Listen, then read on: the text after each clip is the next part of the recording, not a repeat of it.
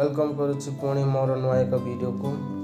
आज आम देखा ना कौन केते गुड़िए गुरुत्वपूर्ण प्रश्नोत्तर बा आमर कौन ना तुमर रहा ओडिशा संपर्कित केते गुड़िक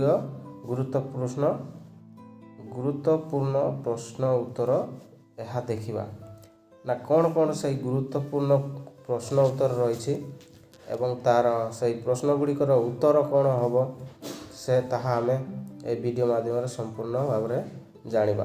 तो चलतु डेरी न करी वीडियोटी कौन करवा आरंभ करवा।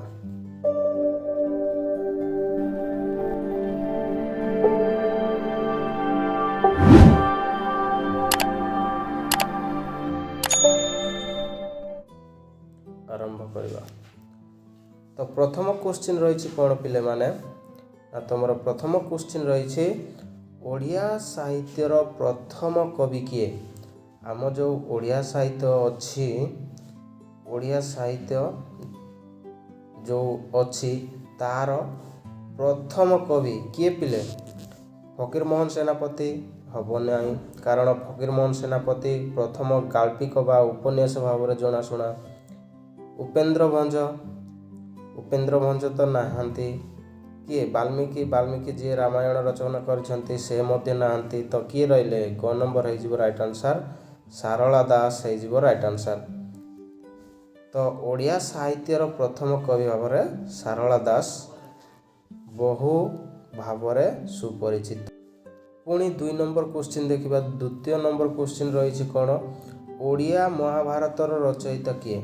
ओडिया महाभारत देख रामायणटा किए बाल्मीकि लिखिछंती किए बाल्मीकि एवं भागवत जी जगन्नाथ दास लिखिछंती जगन्नाथ दास एवं महाभारत किए लिखिछंती तो ओडिया महाभारत रचयिता किए ना ओडिया महाभारत रचयिता होछंती सारला दास। ऑप्शन ग हो राइट आंसर। 3 नंबर प्रश्न कौन रही ना ओडिशार प्रथम गाल्पिक नाम कौन। ओडिशार प्रथम गाल्पिक किए थिले ना तुमर एटा राइट आंसर हो ऑप्शन नंबर ग व्यास कवि फकीर मोहन सेनापति। तापर देखिए 4 नंबर क्वेश्चन। 4 नंबर क्वेश्चन कौन रही ना 4 नंबर क्वेश्चन रही कवि सम्राट नाम क्यों कवि जनाशुना। अर्थात कवि सम्राटा कौन तुमर एटा होछि तुम कवि माननकु दिया जाइथिबा कौन ना उपाधि।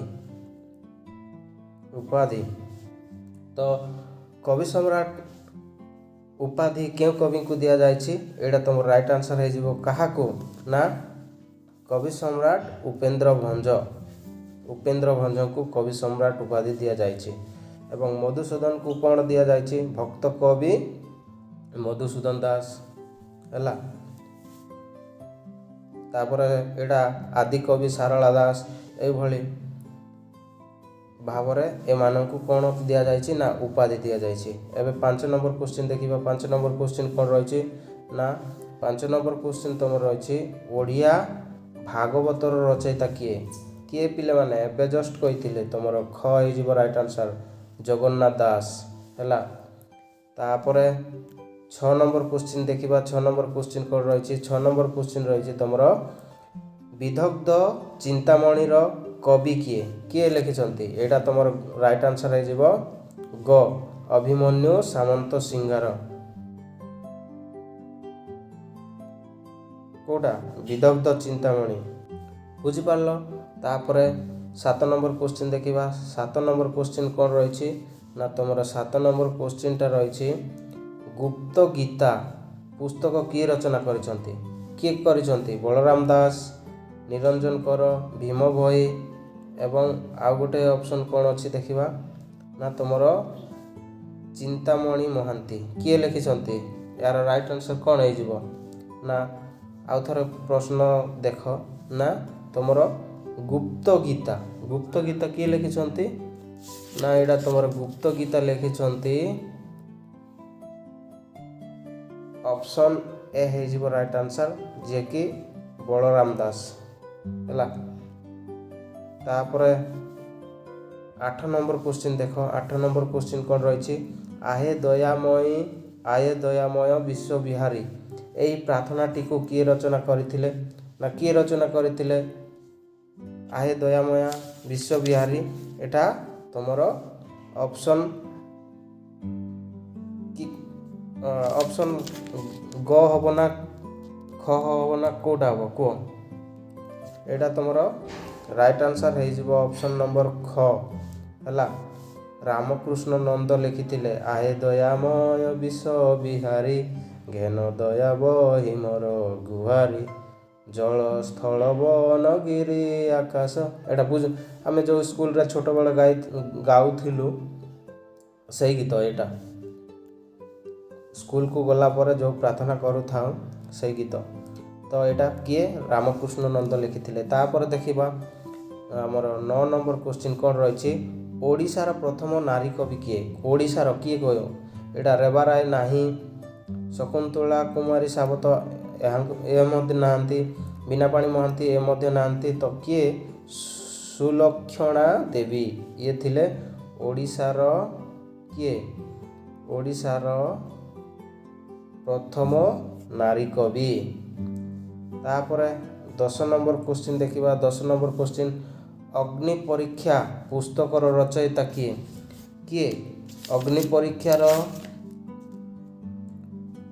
ଅଗ୍ନି ପରୀକ୍ଷା ପୁସ୍ତକର ରଚୟିତା ଥିଲେ ତମର ଅପସନ୍ ନମ୍ବର ଖ ହେଇଯିବ ରାଇଟ୍ ଆନ୍ସର୍। କିଏ? ବିଜୟ ମିଶ୍ର। ତାପରେ 11 ନମ୍ବର କ୍ୱେଶ୍ଚିନ୍ ଦେଖ। 11 ନମ୍ବର କ୍ୱେଶ୍ଚିନ୍ କ'ଣ ରହିଛି? ନା 11 ନମ୍ବର କ୍ୱେଶ୍ଚିନ୍ ତମର ହେଉଛି କଣା ମାମୁଁ ପୁସ୍ତକର ରଚୟିତା କିଏ? ନା କ ହେଇଯିବ ରାଇଟ୍ ଆନ୍ସର୍। ଲକ୍ଷ୍ମୀକାନ୍ତ ମହାପାତ୍ର ଲେଖିଥିଲେ କଣା ମାମୁଁ। ତାପରେ 12 ନମ୍ବର କ୍ୱେଶ୍ଚିନ୍ କ'ଣ ରହିଛି? ପୂର୍ଣ୍ଣଚନ୍ଦ୍ର ଭାଷାକୋଷ। ଆମେ ଯେଉଁ ପୂର୍ଣ୍ଣଚନ୍ଦ୍ର ଭାଷାକୋଷରେ କ'ଣ ଖୋଜୁଥାଉ ନା ଓଡ଼ିଆ ଶବ୍ଦ ଗୁଡ଼ିକ ଯେଉଁ ରହିଛି ତାହାର ଆଭିଧାନିକ ଅର୍ଥ ଖୋଜୁ। କ'ଣ ଅର୍ଥ ଖୋଜୁ? ଯେଉଁ ଏବେ ମନେକର କର, ଆମେ ଯଦି ଜାଣିଲେ ନାହିଁ ତାହେଲେ ଆମେ ସେଇ ଶବ୍ଦକୋଷରେ ଯଦି ଖୋଜିବା ତାହେଲେ କ'ଣ ସେଠି ଦେଇଥିବ? ତାର ମିନିଂ ଦେଇଥିବ ହାତ ହେଲା, ହାତ ବା ହସ୍ତ ବୋଲିକି ଆମେ ଦେଖିଥାଉ। ସେଇଭଳି ଏଇ ପୂର୍ଣ୍ଣଚନ୍ଦ୍ର କୋଷରେ କ'ଣ ଶବ୍ଦ ଗୁଡ଼ିକ ଗଚ୍ଛିତ କରି ରଖାଯାଇଛି ବା ସଂରକ୍ଷିତ କରି ରଖାଯାଇଛି। ତ ଏଇଟା କିଏ ଲେଖିଛନ୍ତି? ଏଇଟା ତୁମର ରାଇଟ୍ ଆନ୍ସର୍ ହେଇଯିବ ଅପସନ୍ ନମ୍ବର ଘ, ଗୋପାଳ ଚନ୍ଦ୍ର ପ୍ରହରାଜ ଏଇ ପୂର୍ଣ୍ଣଚନ୍ଦ୍ର ଭାଷାକୋଷର ରଚୟିତା ଥିଲେ। ବୁଝିପାରିଲ? ତାପରେ 13 ନମ୍ବର କ୍ୱେଶ୍ଚିନ୍ ଦେଖିବା। 13 ନମ୍ବର କ'ଣ? ତପସ୍ୱିନୀ କାବ୍ୟ କାହା ଦ୍ୱାରା ରଚିତ? ଏଇଟା ମାନେ ତୁମେ ପଢ଼ିକି ଆସିଛ ଆଉ ଏଇଟା ତୁମେ ମାନେ ସମସ୍ତେ ଜାଣିଥିବ ନା କ'ଣ? ଅପସନ୍ ଖ ହେଇଯିବ ରାଇଟ୍ ଆନ୍ସର୍। ସ୍ୱଭାବ କବି ଗଙ୍ଗାଧର ମେହେର। ଗଙ୍ଗାଧର ମେହେର ଲେଖିଛନ୍ତି ତପସ୍ୱିନୀ କାବ୍ୟ ହେଲା, ସେ ରଚନା କରିଛନ୍ତି। ତାପରେ ଦେଖିବା ତାପରେ କ'ଣ ରହିଛି? 14 ନମ୍ବର କ୍ୱେଶ୍ଚିନ୍ କ'ଣ? ଲାବଣ୍ୟବତୀ ଓ ବୈଦେହୀ ବିଳାସର ରଚୟିତା କିଏ? ଲାବଣ୍ୟବତୀ ଓ ବୈଦେହୀ ବିଳାସ କିଏ ଲେଖିଛନ୍ତି? ତୁମର ରାଇଟ୍ ଆନ୍ସର୍ ହେଇଯିବ ଅପସନ୍ ନମ୍ବର କ'ଣ? ଗ ହେଇଯିବ ରାଇଟ୍ ଆନ୍ସର୍ ହେଲା। କିଏ? ଭକ୍ତ କବି ଉପେନ୍ଦ୍ର ଭଞ୍ଜ ଲେଖିଛନ୍ତି। ତାପରେ 15 ନମ୍ବର କ୍ୱେଶ୍ଚିନ୍ କ'ଣ? ଉର୍ବଶୀ କାବ୍ୟ କିଏ ରଚନା କରିଛନ୍ତି? ଉର୍ବଶୀ କାବ୍ୟ କିଏ ରଚନା କରିଥିଲେ? ନା ତୁମର ଉର୍ବଶୀ କାବ୍ୟ ରଚନା କରିଥିବା କବି ହେଉଛନ୍ତି କିଏ? ତୁମର Radhanath Ray. Option number A ହେଇଯିବ ରାଇଟ୍ ଆନ୍ସର୍। ଯେମିତି ଉର୍ବଶୀ ହେଲା, କେଦାର ଗୌରୀ ହେଲା, ଚିଲିକା ହେଲା, ତାପରେ ତୁମର ମହାଯାତ୍ରା ଇତ୍ୟାଦି ଅନେକ ଗୁଡ଼ିଏ କ'ଣ ଗଳ୍ପ ଏବଂ ଉପନ୍ୟାସ କାବ୍ୟ କବିତା ରଚନା କରିଛନ୍ତି। ତାପରେ ଆଗକୁ ବଢ଼ିବା। 16 ନମ୍ବର କ୍ୱେଶ୍ଚିନ୍ କ'ଣ ରହିଛି? ଛନ୍ଦ କବି କାହାକୁ କୁହାଯାଏ? ତୁମର ଅପସନ୍ ଖ ହେଇଯିବ ରାଇଟ୍ ଆନ୍ସର୍। ରାଧାମୋହନ ଗଡ଼ନାୟକକୁ ହେଲା। ତାପରେ 17 ନମ୍ବର କ'ଣ? 17 ନମ୍ବର କ୍ୱେଶ୍ଚିନ୍ ରହିଛି କ୍ଷୁଦ୍ର ଗଳ୍ପ ରେବତୀ କିଏ ରଚନା କରିଥିଲେ? ତୁମର ଏଇଟା ରାଇଟ୍ ଆନ୍ସର୍ ହେଇଯିବ କିଏ? ଫକୀରମୋହନ ସେନାପତି। କାରଣ ଏଇ ରେବତୀ ଗଳ୍ପରେ ଏକ ନାରୀ ବିଷୟରେ ନାରୀ ଶିକ୍ଷା ବିଷୟରେ ଏହା ଉପଲବ୍ଧି ବା ଉଲ୍ଲେଖନୀୟ କରିଛନ୍ତି। କାରଣ ଗୋଟିଏ ନାରୀ ନା ସେ କ'ଣ ସେ ପାଠ ନ ପଢ଼ିକି ତାକୁ ଘରେ ରହିକି ତୁ ଘରର ରୋଷେଇବାସ ପିଠାପଣା ଏଇସବୁ କରିବାର ତୋର କାମ ବୋଲିକି ସେଇ ନାରୀକୁ ଯେଉଁ ନିମ୍ନ ସ୍ତରରେ ଦେଖୁଥିଲେ ବା ତାକୁ ପଢ଼ିବା ପାଇଁ ଛାଡ଼ୁନଥିଲେ, ସେଇ ନାରୀ ଶିକ୍ଷା ବିଷୟରେ ଏହି ରେବତୀ ଗଳ୍ପରେ ବର୍ଣ୍ଣନା କରାଯାଇଛି। ବୁଝିପାରୁଛ? ତାପରେ ଦେଖିବା 18 ନମ୍ବର କ୍ୱେଶ୍ଚିନ୍। 18 ନମ୍ବର କ୍ୱେଶ୍ଚିନ୍ କ'ଣ ଦେଇଛି ନା ଧନୁଯାତ୍ରା କେଉଁ ଜିଲ୍ଲା ପ୍ରସିଦ୍ଧ? ଧନୁଯାତ୍ରା କେଉଁ ଜିଲ୍ଲାରେ ହୁଏ? ତୁମର ରାଇଟ୍ ଆନ୍ସର୍ ହେଇଯିବ କ'ଣ? ବରଗଡ଼ ଆଉ ସମ୍ବଲପୁର ଅଞ୍ଚଳ, ଏଇ ଦୁଇଟି ଜିଲ୍ଲାରେ ତୁମର ଧନୁଯାତ୍ରା ପାଳନ କରାଯାଏ ଧୁମଧାମରେ। ଏବଂ 19 ନମ୍ବର କ୍ୱେଶ୍ଚିନ୍ ଦେଖିବା ବାଲିଯାତ୍ରା ପାଇଁ କେଉଁ ଜିଲ୍ଲା ପ୍ରସିଦ୍ଧ? ଏଇଟା ରାଇଟ୍ ଆନ୍ସର୍ ହେଇଯିବ ଅପସନ୍ କ କଟକ ଜିଲ୍ଲାରେ ବାଲିଯାତ୍ରା ପାଳନ କରାଯାଏ। ଏବଂ 20 ନମ୍ବର କ୍ୱେଶ୍ଚିନ୍ ଦେଖିବା ଗଜଲକ୍ଷ୍ମୀ ପୂଜା ପାଇଁ ଓଡ଼ିଶାର କେଉଁ ଜିଲ୍ଲା ପ୍ରସିଦ୍ଧ? କେଉଁ ଜିଲ୍ଲା ଗଜଲକ୍ଷ୍ମୀ ପୂଜା ପାଇଁ? ତୁମର ଏଇଟା ରାଇଟ୍ ଆନ୍ସର୍ ହେଇଯିବ ଅପସନ୍ ଘ ଢେଙ୍କାନାଳ। ଢେଙ୍କାନାଳରେ ଗଜଲକ୍ଷ୍ମୀ ପୂଜା ବହୁତ ପ୍ରସିଦ୍ଧ ଭାବରେ ପାଳନ କରନ୍ତି। ଓଡ଼ିଶାର କେଉଁ ଜିଲ୍ଲା ଦୁର୍ଗା ପୂଜା ପାଇଁ ପ୍ରସିଦ୍ଧ? କେଉଁ ଜିଲ୍ଲା? ନା କଟକ। ଅପସନ୍ ଗ ହେଇଯିବ ରାଇଟ୍ ଆନ୍ସର୍। ଏବଂ 22 ନମ୍ବର କ୍ୱେଶ୍ଚିନ୍ ଦେଖିବା ଓଡ଼ିଶାର ବିଶ୍ୱ ପ୍ରସିଦ୍ଧର ଯାତ୍ରାର ନାମ କ'ଣ? ଯେ ଆମେ ଓଡ଼ିଶାର ଅଧିବାସୀ ବୋଲିକି ଯଦି କୁହାଯାଏ ତାହେଲେ ଓଡ଼ିଶାର ଏକ ହିଁ ଶ୍ରେଷ୍ଠ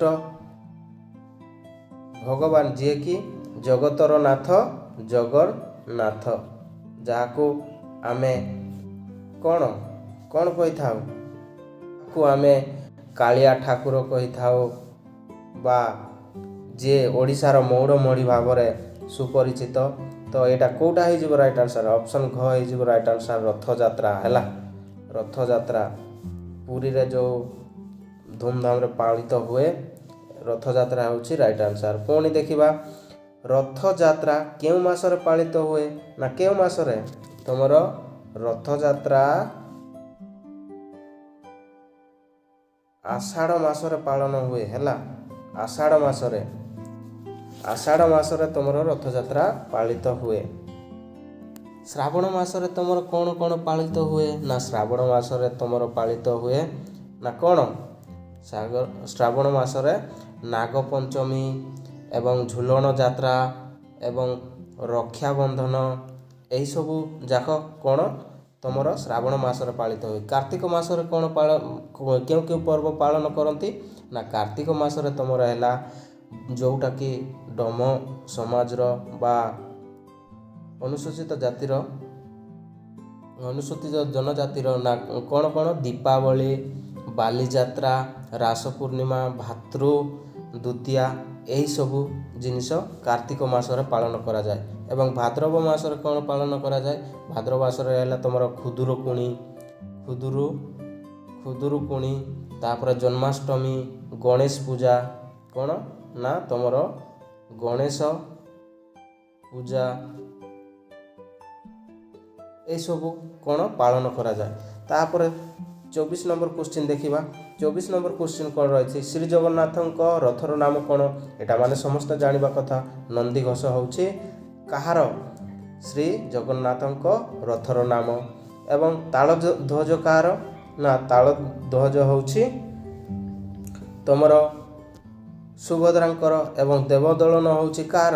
ବଳଭଦ୍ରଙ୍କର। ତୁମେମାନେ ଜାଣିଗଲ। ତ ଏବେ ଦେଖିବା ନା କେଉଁଟା? 25 ନମ୍ବର ଶ୍ରୀ ବଳଭଦ୍ରଙ୍କର ରଥର ନାମ କ'ଣ? ବଳଭଦ୍ରଙ୍କର ଏବେ ଜଷ୍ଟ କହିଲି ନା କ'ଣ? ତୁମର ରାଇଟ୍ ଆନ୍ସର୍ ହେଇଯିବ ଅପସନ୍ ଗ ତାଳଧ୍ୱଜ। ତାପରେ ଦେଖିବା ମା ସୁଭଦ୍ରାଙ୍କର କ'ଣ? ମା ସୁଭଦ୍ରାଙ୍କର କ'ଣ ନା ତୁମର ଦେବଦଳନ ହେଇଯିବ ରାଇଟ୍ ଆନ୍ସର୍। ଏବେ ଦେଖିବା ନା ତୁମର କେଉଁଟା? ତ ଆମେ ଜାଣିଲେ ନା କ'ଣ ମା ସୁଭଦ୍ରାଙ୍କର ହେଲା ଦେବଦଳନ ହେଲା। ଦେବଦଳନ ହେଉଛି ମା ସୁଭଦ୍ରାଙ୍କ ରଥର ନାମ। ତାପରେ ଆଉ କ'ଣ କ୍ୱେଶ୍ଚିନ୍ ରହିଛି ଦେଖିବା ନା 27 ନମ୍ବର କ୍ୱେଶ୍ଚିନ୍ ତୁମର ରହିଛି ଶ୍ରୀ ଜଗନ୍ନାଥଙ୍କ ରଥର ଚକ ସଂଖ୍ୟା କେତେ? ଏଇଟା ମଧ୍ୟ ତୁମର କ'ଣ ଜିକେ କ୍ୱେଶ୍ଚିନ୍ରେ ଯେଉଁଟା ଜେନେରାଲ୍ ଆୱାରନେସ୍ରେ ବାରମ୍ବାର ଆସିଥାଏ। ତ ଏଇଟା ରାଇଟ୍ ଆନ୍ସର୍ ହେଇଯିବ କେଉଁଟା? ଅପସନ୍ ନମ୍ବର କେତେ? 16 ହେଇଯିବ ରାଇଟ୍ ଆନ୍ସର୍ ହେଲା। 16ଟି ଚକ ରହୁଛି ଜଗନ୍ନାଥଙ୍କ ରଥର ଚକ ସଂଖ୍ୟା ଏବଂ ବଳଭଦ୍ରଙ୍କର ତୁମର ରହୁଛି କେତେଟା ନା 14ଟି ରାଇଟ୍ ଆନ୍ସର୍। ଅପସନ୍ କ ହେଇଯିବ ରାଇଟ୍ ଆନ୍ସର୍। 14ଟି ରହୁଛି ବଳଭଦ୍ରଙ୍କ ରଥର ଚକ ସଂଖ୍ୟା। ଏବଂ ଆଉ ଗୋଟେ କ୍ୱେଶ୍ଚିନ୍ ଯେଉଁଟା ରହୁଛି ମା ସୁଭଦ୍ରାଙ୍କ ରଥର ଚକ ସଂଖ୍ୟା କେତେ? ଏଇଟା ତୁମର ରାଇଟ୍ ଆନ୍ସର୍ ହେଇଯିବ ଅପସନ୍ ନମ୍ବର ଘ, ଯେଉଁଟାକି 12ଟି ଥାଏ ମା ସୁଭଦ୍ରାଙ୍କ ରଥର। ଆଶା କରୁଛି ଏହି ଭିଡ଼ିଓଟି ଆପଣମାନଙ୍କୁ ବହୁତ ଭଲ ଲାଗିଥିବ ଏବଂ ଓଡ଼ିଶା ସମ୍ପର୍କିତ କିଛି ଗୁରୁତ୍ୱପୂର୍ଣ୍ଣ ପ୍ରଶ୍ନ ଗୁଡ଼ିକ ଆମେ ଆଲୋଚନା କଲେ। ଏହି ଭିଡ଼ିଓ ମାଧ୍ୟମରେ ଜାଣିଲେ ଯେ ଜଗନ୍ନାଥଙ୍କ କେତୋଟି ମୁଖ୍ୟ ପ୍ରଶ୍ନପତ୍ର ମଧ୍ୟ ଆମେ ଦେଖିଲେ ଏବଂ ଆଶା କରୁଛି ଏହି ଭିଡ଼ିଓଟି ଆପଣମାନଙ୍କୁ ଭଲ ଲାଗିଲେ ଲାଇକ୍ କରିବେ, ସାଙ୍ଗସାଥୀଙ୍କୁ ସେୟାର କରିବେ ଏବଂ ଚ୍ୟାନେଲଟିକୁ ସବସ୍କ୍ରାଇବ୍ କରି ବେଲ୍ ଆଇକନ୍କୁ ଅଲ୍ କରିଦେବେ। କାରଣ ଯେବେ ବି ମୁଁ ଏମିତି ଇନଫର୍ମେଟିଭ୍ ଭିଡ଼ିଓ ଗୁଡ଼ିକ ଆଣିଲେ ଆପଣମାନେ ସର୍ବପ୍ରଥମେ ଦେଖିପାରିବେ ନା କ'ଣ କରିପାରିବେ? ସର୍ବପ୍ରଥମେ ଦେଖିପାରିବେ। ତ ପୁଣି ଦେଖା ହେବ ନୂଆ ଏକ ଭିଡ଼ିଓରେ। ଜୟ ହିନ୍ଦ, ବନ୍ଦେ ମାତରମ୍, ଜୟ ଜଗନ୍ନାଥ।